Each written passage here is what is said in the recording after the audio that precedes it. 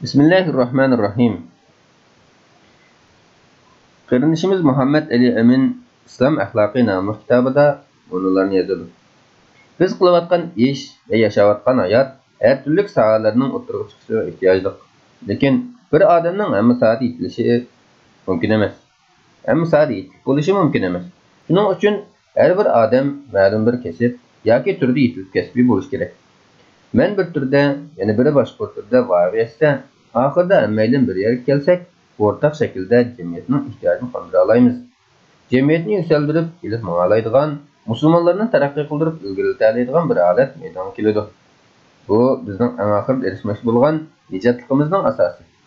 Bir qismlarimiz ma'lum tarafdan utuq qozonishimiz mumkin.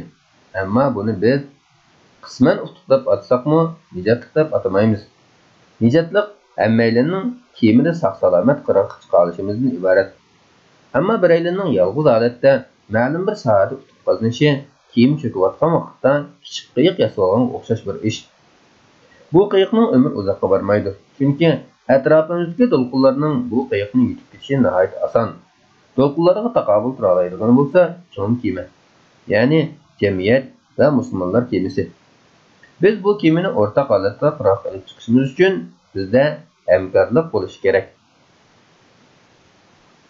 Kitobning tafsilotlariga qiziqsangiz, kitobni sotib olsangiz yoki YouTube kanalimizga a'zo bo'lish orqali to'liq qismini anglasangiz bo'ladi inshaalloh.